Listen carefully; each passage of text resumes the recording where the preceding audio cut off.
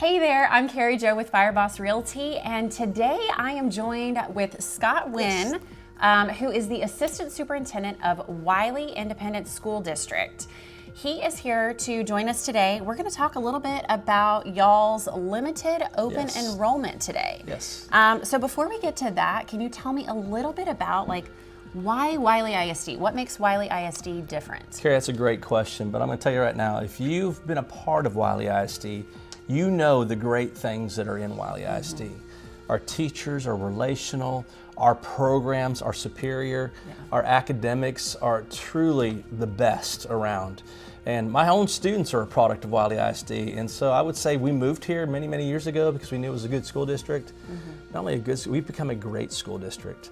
And I mean, if you look at the state, if you just look at state rankings, we are the #1 school with over 10,000 students in the state of Texas. And that speaks for itself, but when you dive deeper, you dive into the relationships teachers make, you dive into the class options we give to our students, you dive into the scholarships we give students to go to college, and you look at the number of students that go to college in Wylie ISD. I could go on and on because I bought into Wylie ISD 27 years ago, and I can tell you right now, there's no better place than Wylie ISD. That's awesome, I love that. So talk to me a little bit more about this open enrollment and specifically limited open enrollment. Can you tell me a little bit more about why we're doing that and what that looks like? You bet, Carrie. You know, if it weren't for the state doing the voucher program, they offer this to all students in the state of Texas, which now has students, well, I should say, have private schools and charter schools and other school districts vying for our students. And with all the school districts around us have gone to open enrollment as of January. Every school district that touches has open enrollment. And outside of that, those school districts have open enrollment outside of those areas. So I would say we're all vying for the same students now. Now, limited means that a student tries to come to our school district from outside of Wylie ISD, we do have a standard that's set as what we look for when it comes to a student that's going to join our school district. Because we feel like, once again, that we have a great program to offer, but we don't want to disrupt that program either. So we have qualifications that students have to meet to come into our district, like attendance, behavior, and grades. And we will look at each one of those areas to make sure the student that wants to come to our district is a good fit for our district as well. What would make a student or a family a good fit for Wylie ISD? You know, I think a student and family that wants to excel in education, be a part of great programs, be a part of a school district that truly cares about students, that they're going to have teachers, they're going to have a great relationship with students. When we sent out a relationship survey with our students in Wylie ISD, over 96% of our students said they had a great relationship with their teacher. That's awesome. I would say that's hard to get out of anything. When you get to say 96% agreement with high school kids, with saying they have a great relationship with their teacher, that's phenomenal, right? Right. And so I would say that I could go on for days on to why someone would want to come to Wylie ISD. But I don't know if you have tape right now for that. I probably don't. So let's get into some of the specifics. So online, you guys have that January 23rd is the cutoff. Yes. And families will be notified by February. Now, is there a specific date once they're notified in February that they would need to respond to that notification by in order to secure their spot? Yeah, we'll have a deadline for that too, because once we go through the process of looking through all the applications, because we want to do it by January 23rd, Carrie, for a reason, because first of all, we have to make sure we have the seats available for the students coming in, because we're never going to overfill a school if we don't have room for our students that are already in that zone. So we're going to look and see where we have spots available, and then we're going to reach and see who meets the qualifications, and then we're going to kind of outreach to all those parents and say, you have qualified to be in Wylie ISD. And there'll be a big shout on the other side of the phone. It's going to be so excited that they got qualified for Wylie ISD, and then we're going to talk about the next process of getting them enrolled, because we want to get them enrolled before we give out our campuses what they have for their spots open for next year. And there'll be, obviously, we'll leave space for the students that are in Wylie, and then we're going to add to where we have additions available.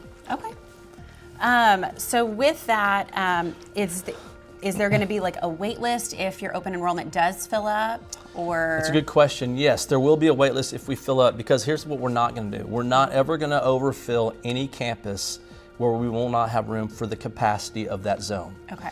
And so if we do have that ability that we have a wait list, we'll pull from that as needed. Because what the wait list would do is that we may get to February and feel like, no, we've moved, we've done this, so we begin to backfill from that list as well. Okay, perfect. And that kind of feeds into one of my questions that I had about feeder patterns and things like that. It sounds like you guys are pretty protective of when you accept a student, whether it's from open enrollment or obviously in-district students are going to get priority. They will follow their normal feeder pattern. But am I understanding that open enrollment students, once they're inside a feeder pattern, they're going to stay through that feeder pattern all through high school, or is there a chance that when they reapply in future years that might change? Good question. No, what we're going to do is anyone that applies and gets into Wylie ISD, they are going to stay with that feeder pattern throughout their career in Wylie. The reason we would say we've done that, because we've researched to make sure through our demographer and the study on enrollment patterns to make sure we have space for that students all the way through graduation. So we don't want to switch over to another zone, another feeder pattern, because I don't know if that would, we haven't, that's one hadn't been researched for that student. So we want to keep everyone all the way through the feeder pattern that we have agreed to be a part of when they enrolled with us. Okay, perfect. I'm assuming they'll have the same access to classes, electives, any of the academic extras that Wylie ISD offers. Is that accurate? Absolutely. Okay. 100%, except for one area, Okay. Carrie, and that's a good question. In order to get a Birmingham scholarship from Wylie ISD, you have to be all 4 years in our high school. Okay. So if someone enrolls and comes to us as a sophomore, a junior, or senior, they would not qualify for Birmingham scholarship. Okay. Now we have a lot of other scholarships in Wylie ISDs that kids can be a part of, but that's a big one that a lot of our students aim for and really, desire to have. But once again, you have to be all 4 years in our high school to get that scholarship. Okay, that's really good to know. Now, on your website, you talk about UIL eligibility. Right. So talk to me real quick about what that might look like, especially for athletes or other UIL activities. It's a good question. I don't make the UIL rules, we just follow them, right? And so they have a lot of rules when it comes to UIL eligibility.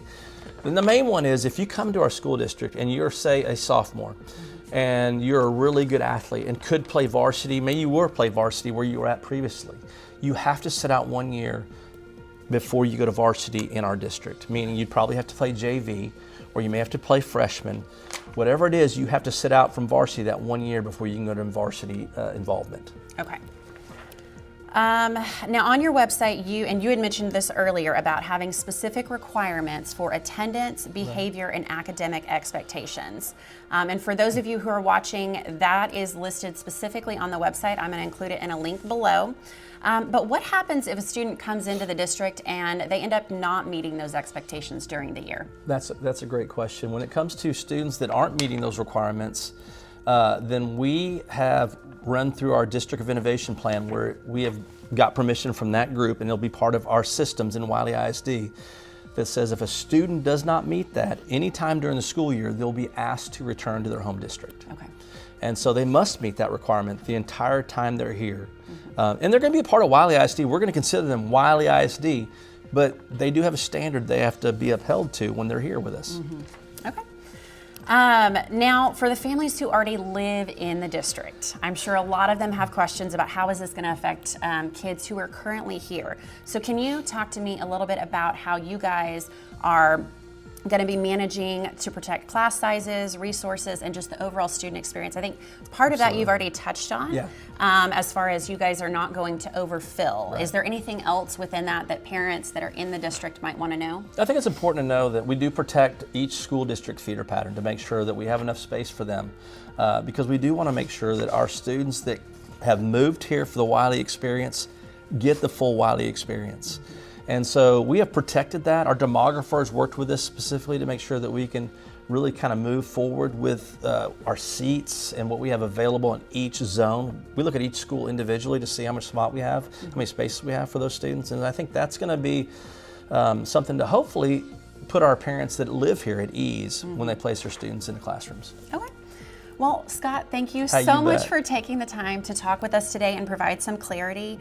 If this was helpful, please like and follow for more Wylie ISD information. And if you're considering a move to Wylie area, we are always happy to help, so please reach out. For any official details, deadlines, and any up-to-date information, please make sure you check out the Wylie ISD website or contact them directly. I will be sure to include their contact information below in this video. And I just want to say thank you so much to Wylie ISD, to all of you guys here for your willingness to answer these questions, and always willing to support our families with clear, detailed information. Because as you know, at Fireboss Realty, life is relationships. Everything else is details.